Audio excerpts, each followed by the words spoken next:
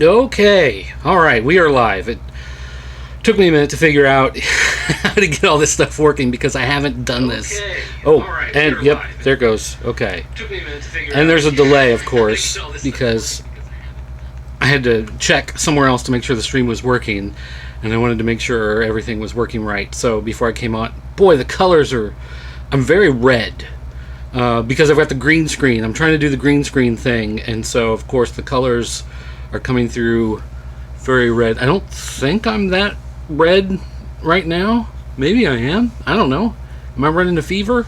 The green screen's kind of working for the most part. Playing around. I haven't done a live stream like this in so long. It took forever to kind of dig everything out and play around. It was about 2 o'clock. I think I've been here about an hour and a half just messing around, getting everything set up and going. And I know you want to hear the story. Like, you know, this is what you tune in for. This is the grand insights into just the wonderful world of doing all this great stuff. So, nonetheless, great, wonderful. So, Halloween's coming. You know, it's the spooky season. And I wanted to watch some scary movies, and I figured I would do some podcasts about some of them. And I wasn't sure if I wanted to talk about some of my favorite horror movies of all time, or maybe some of the new ones. I did see Halloween Kills, and so maybe I would talk about that. And I may still, because it's such a divisive film right now among horror fans, that maybe I might as well jump into the waters on that one, but not today, because I got something else to talk about first. I was in the dollar store, of all places, Dollar Tree. I'll go ahead and name drop them. Why not? It's not like they're sponsors. This show brought to you by Dollar Tree. No. But nonetheless, I was in Dollar Tree because that's where all great decisions are made in life. And I noticed they had a shelf of DVDs and some Blu-rays. And I know that the Dollar Tree selection of movies is going to be amongst the greatest that you're going to be able to find nowadays, and especially after the year that we've had in 2020 and the follow-up in 2021, that the selection is going to be just top-notch of the best films that you can find for $1 on physical media. And so I grabbed a selection of horror films that I thought would be fun to watch and to discuss in some podcasts. So I watched one, and now I'm thinking that this may be the only podcast I do, because this was pretty bad. And not only that, but I noticed several of the DVDs had the same production company logo on the spine, which may be the scariest thing about this movie, is just the fact, knowing that I've got like 3 or 4 more from this exact company, and one of them was done in cooperation with another production company, which I then have like 4 or 5 from that other production company as well. So this could be the most terrifying thing about the entire thing. Nonetheless, the movie is called The Alpha Test, and I'm just going to hold this up here so you can see this. What we have here on this box cover, for those of you who are maybe you're listening to this as an audio podcast, you downloaded this on iTunes or through Amazon Audible or one of those places that pick up these. This box art, of course, is very misleading, and that's something that happens a lot in standard low budget DVD Blu-ray releases. Is the artwork doesn't always match the movie that you're getting, but nonetheless, the artwork here, we've got this brilliant white cover with this Terminator-esque looking robot with this white mask, a motionless face attached to it, with a bloody handprint across the face. And we're seeing a profile view, and the blood. There's spatter all over the mask, and it's one of those like emotionless mask faces, almost like a bank robber, or there was some serial killer movie in the 70s. Alice Come Home or something like that. I forget what it was, but used a similar type of emotionless, just covered the face. Unlike a Michael Myers, which is a whole head. This is just only the face. And so you look at this and you go, wow, that's very catching, eye catching. That's a really nice cover. This particular robot does not appear anywhere in this film. This particular robot has nothing to do with the film at all. This is, just merely a piece of concept art meant for the cover. And the fact that I've held up this bright white cover has thrown off the balance of the camera and has now totally destroyed the green screen effect behind me. And now it looks like there's an army of angry bees swarming around my head, which is, that's fun. So you can't beat that as well. Surprisingly enough, though, when I opened it up and looked at the disc, it's not a DVD-R. It's an actual manufactured disc. That actually shocked me somewhat. I thought for sure this was going to be a recordable, like maybe HP. I thought maybe it was going to be like a print your own label. Like if you remember, they had printers, an inkjet printer, and you would just put it in and you could print your own labels. And I thought maybe they had printed 500 of these or 1,000 of these maybe and sent them out. But no, these are actually manufactured discs, which is amazing to me. The fun thing, though, is that this movie is copyright 2016, Exit 10 Films, all rights reserved. 87 minutes, so they couldn't even hit the magical 90-minute mark. That tells you something there. HighOctanePictures.com, and then it's HOP, High Octane Pictures, 8911. So I'm guessing the guy who owns High Octane Pictures, I'm guessing he was born in 1989, so that's when. So that's why he uses 89, and this is probably the 11th film that they've put out on DVD. But with it being copyright 2016, this, I believe, was released digitally on the Apple iTunes movie store, whatever, in 2019. And then the movie was released physically and in other video stores in 2020. So that gives you a little bit of clue of what a wonderful film this is, that it was copyrighted and probably filmed in 2016, and then it sat there for 3 years or so until it was finally released one way or another. But I'll give them credit. It's a professionally produced piece of physical medium. So as far as the production of the DVD in 2020, it is possible for just about anyone to get a professional piece of physical media produced. So good on them for that. Oh, the film you want to know about? Yeah, that's a bit of a different story. It's one of those things where there's an underlying concept that's not bad, but the execution leaves a lot to be desired. Not only, like, you expect the acting is not going to be great because, one, it's a horror film, and generally you don't get the best actors in horror films. They just don't attract the best actors. That's what happens. And then two, it's usually younger directors or people who are willing to work cheap that come and direct horror films, so you don't get the best directing, you don't get the best set design, whatever, and that's fine. You're used to all of that. The concept of the script, though, it's on the verge of almost being something, but the problem is other movies have dealt with the exact same thing that this movie does, and they've done it so much better that you know exactly where the movie's going. You know how it's going to play out, and the maybe the one twist that this movie brings, you go, okay, well that's kind of interesting.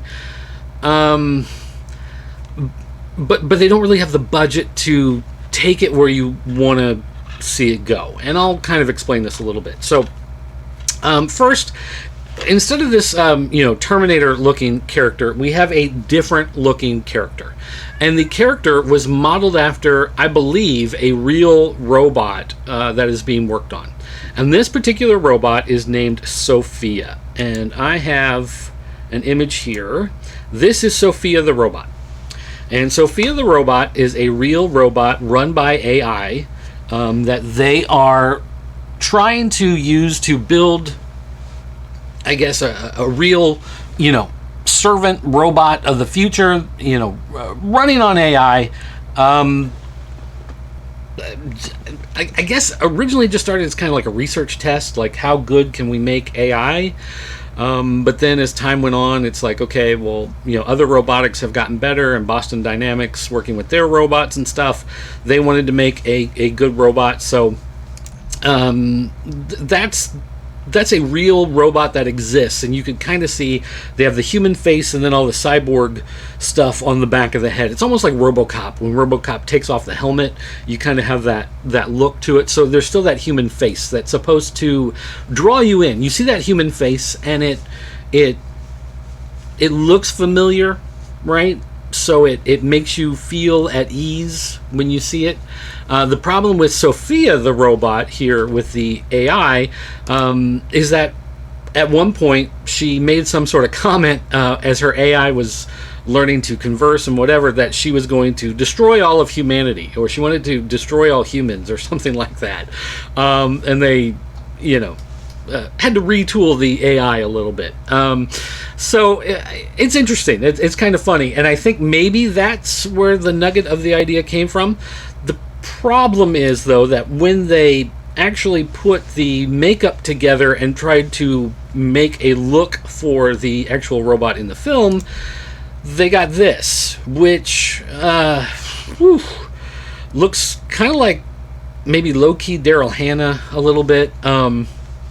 They tried to build this.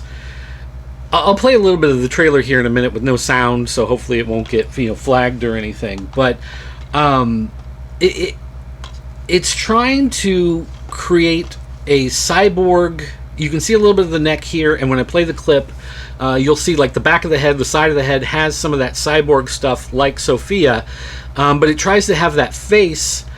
The problem is when they did all the cybernetic stuff, it grew out too much from the head, and so they had to basically build another face on top of the face, and so there's a real face underneath and then this plastic face on top, and the plastic face attached, when the mouth of the actress is talking, the lips don't really move. They just kind of open and close, and it doesn't really look right, which maybe that works fine for the idea of having, it being a cyborg android thing, whatever.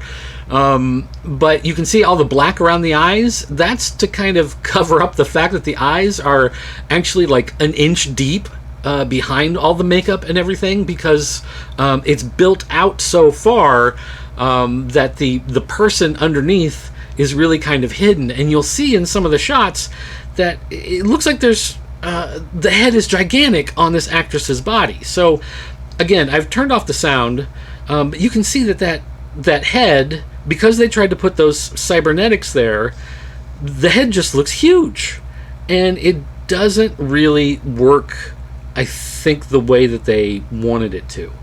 And there's a lot of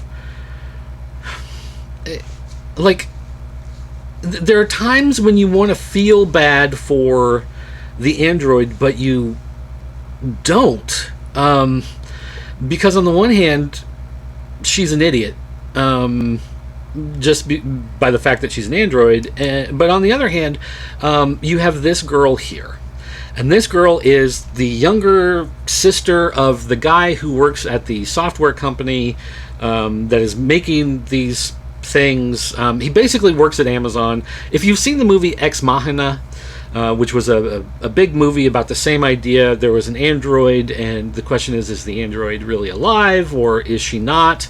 And then he decides that she must be real, and he lets the android escape, and then the android basically starts killing people and goes out to destroy the whole world. And it's one of those like, oops, you brought about the end of the world because you thought the android was real, and now we're all going to die. It's that same basic idea going on here. So that little girl in the clip, that's the younger sister of the guy who works at this company. He won one of these androids. He's still living at his parents' house. I guess I don't know why he's there. He's like in his 20s. He's, I guess, an internship, but he's not in college. I don't know. It doesn't really work. Nonetheless, he wins this thing. He brings it home. His mom doesn't want it in the house. You saw a clip in the trailer where she's like dragging the thing out. She wants it gone. She doesn't want it in her house. But the dad doesn't really care. He thinks it's cool. And the sister, she's like, oh, this will be my new best friend because I get bullied at school and I don't have friends. So she's trying to teach it about friendship and how to be friends, and then start showing it TV and start showing it teenage drama, soap opera type stuff. And so the android starts learning about things like revenge and how to get back at your enemies when they say mean things behind your back, and all of this wonderful stuff that you learn from these, like CW garbage TV shows and things like that. Probably the stuff that's on MTV nowadays. At the same time, the dad is watching, action films and horror films and whatever, and so the android, watching all these things, is absorbing all of this, and then she decides if anyone's mean to her, then she should, of course, get revenge and kill them. And that's the plot of the film. Basically, I mean, it's a horror film. In fact, I think it mostly gives this away. When the Alpha's attempt to end the abuse fail, it decides that murdering the entire family is the only way to free itself from their torment. Yeah, so it gives it away right there on the box. So I'm not destroying it here by telling you this. The problem is, if you've seen Ex Machina, you've seen a better version of this film. There's another one. I was mentioning this to someone, and they said there's a film called, was it The Machine? I think they said it was called. That came out in 2013, maybe. That's a better version of this film. This is one of those where the one thing that it brings, the one thing that is its key point, its key addition to the overall idea to these things going haywire and nuts, whatever, is the cloud connectability. But at the same time, if you've seen movies like The Signal or something where it's the cell phone signal, it's the or something where it's like in the TV signal that's getting out everywhere. Even Halloween 3 did this same type of idea where it's inescapable because you're somewhere everywhere where this stuff is being broadcast. It's that same concept. It's just taken to the next idea where now, we have all these integrated home assistants. I have them here. Ours is connected to Amazon, so we have Echoes all over the home. We have them connected to a lot of our devices. I have the Kinect hooked up to my Xbox because I enjoy being able to just walk into the room and tell it to turn on, and it turns on the TV, and it turns it on, and it goes directly to our live TV feeds. And we can tell it to go to different things and whatever, and it's nice. And you can walk into the home and tell it to turn on lights, and it turns on lights in different rooms. I can be away from the home and I can tell it to turn on lights, and it turns on lights in different rooms and plays sounds and plays music and whatever. And so, how much of that security are we giving away to these companies, how much of this is going to be a problem one of these days, sure. The problem is when it gets to that point, and there's actually one thumbnail on the back of the box where they show a scene from the end where a couple of these alphas are walking around. The idea is this one alpha learns all this stuff, and then her programming, everything she's learned, goes up into the cloud, and then it comes back down to other alphas and infects them, because they all learn from each other, whatever. Then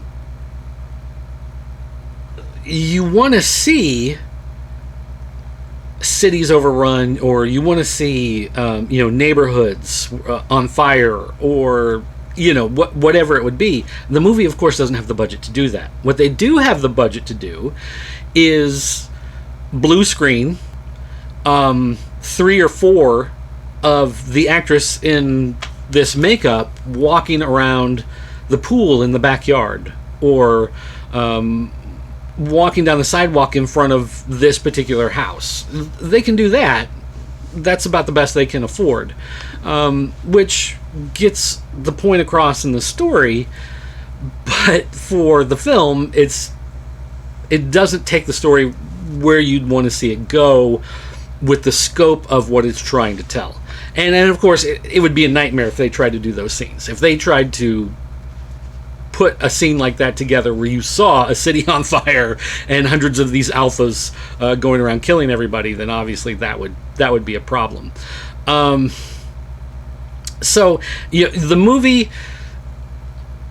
Well, and here's the other thing.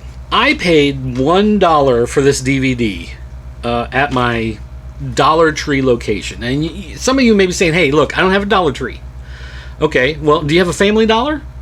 If you've got is that right, Family Dollar? Or is it Dollar General? Or is it Family General? Or is it Dollar? No, it's Family. It's the red and orange one, Family Dollar, right? Family Dollar is owned, and Dollar Tree are owned by the same company. So if you have a Family Dollar, you might be able to find these at a Family Dollar near you as well. Anyway, if you wanna watch this and own it and pay $1, you can. If you want to go online into the iTunes store or into Vudu or Amazon or wherever, and you want to pay the $3.99 or whatever, and you want to watch it, knock yourself out. The craziest thing I saw is these are on Amazon and eBay and places like that, and they're selling for $5.99, $8.99, $9.99, $12.99, and people are buying them. Several have sold. In fact, someone has taken like 2 of these. They take this and another of the dollar movies from Dollar Tree, and they're selling them both for $8.99 on eBay, and people are buying them, which maybe a previously viewed copy autographed by a YouTuber who reviewed it might be worth something on eBay. Who knows? And if you really want to own a physical copy, or you really want to pay for a legitimate copy, then knock yourself out. However, High Octane Entertainment, High Octane Pictures, the production company that put these on DVD, they actually have a YouTube channel. And the most amazing thing about their YouTube channel is that they have the entire film for free. You can go to their YouTube channel, and if you want to, you can watch this film for free without paying a single dime. And even more amazing, you can see that they put it up December 30th, 2020, so it's been up 10 months now or so. 28,000 views, 500 likes, and 24 dislikes.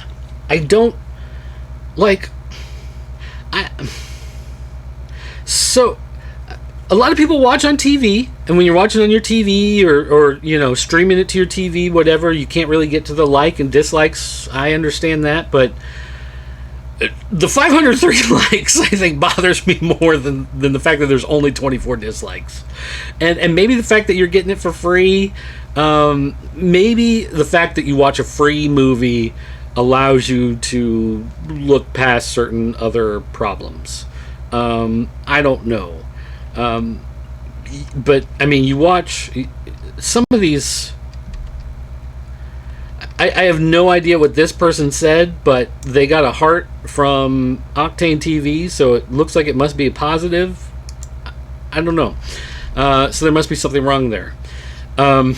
If you look through Octane TV and some of the other films that they have, first of all, they do a lot of these like reaction.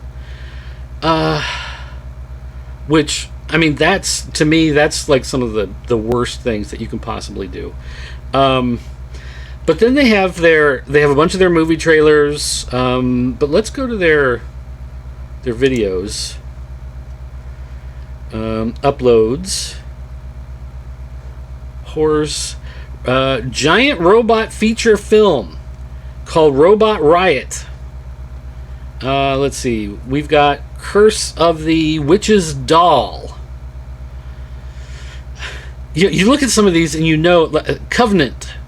You know some of these are going to be just takeoffs. Not parodies, but it's almost like what is it? The Asylum that makes these knockoff films.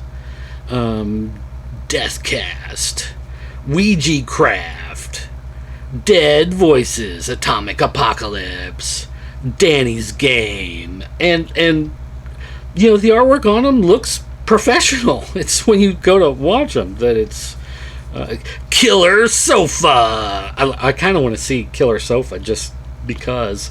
And the scary thing is, when I bought these from, and here's another one, Robbed Awakening. Where it says I'm a robot, but the text is Robbed Awakening.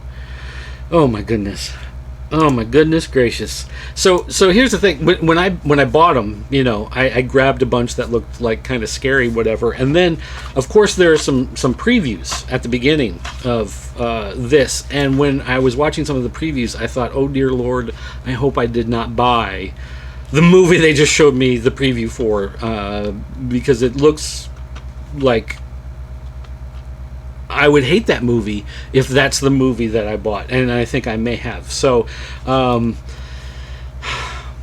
not looking forward to doing more of these videos, but I'm going to have to because I bought them, and I kind of promised myself I would do some more videos because I haven't done any in a while, and podcasts. And for those of you on the audio, I just now remembered that there's audio of this going out, so I've done a terrible job of describing some of the audio stuff going on, so sorry for you guys. This sucks for you. So but if you're listening on the audio and you want to know what's going on with this, just go to YouTube and put in Octane TV, and you can find their page, and you can look at all of the stuff that they have available there, because it's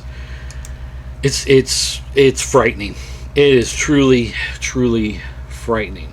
Almost as frightening as the fact that people watch them and give it a thumbs up on YouTube. Almost as frightening as people watch these videos and give them thumbs up on YouTube. Speaking of which, no, I'm not going to ask you to thumbs up. I'm not going to ask you to subscribe. I'm not going to ask you to share. I'm not going to ask you to do any of that stuff.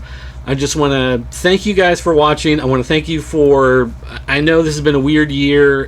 There's been a lot of crazy stuff going on. I'm kind of in the process, obviously, of taking a step back from a lot of the stuff that's been going on. I'm trying to get a couple people to kind of step in and do some stuff. My son, he does have an interest in taking over some of the stuff, like with the video game stuff, Video Game Losers. We've talked about some of it a little bit. He talked me into doing some Fortnite stuff, So I've been doing some Fortnite stuff. I have a secondary channel which I've been doing some clip upload there. So there may be a clip dump coming of some of that stuff on the Pop Culture Network YouTube page. If you're at all interested in that, you can look for that. But he's got some video game stuff that he may be putting up soon for video game loser stuff, and then other stuff coming in the future. But as far as the comic book stuff, I don't know.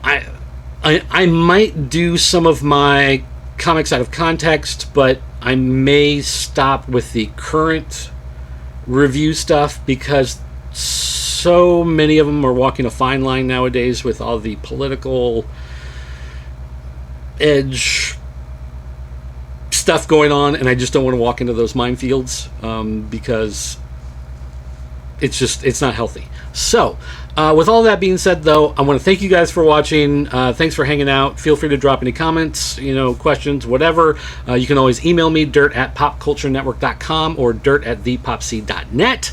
You can call our 24-hour voicemail line. It's area code 217-953-4025. 24 hours a day, 7 days a week. It's a Skype number. It goes straight to a recording, so don't worry, you're not going to bother me. No one's going to answer, but you can leave a voicemail message there. And then, as always, thanks for watching, and I'll see you next time. Assuming I can figure out how to stop this, because I haven't done a live thing in so long. What is...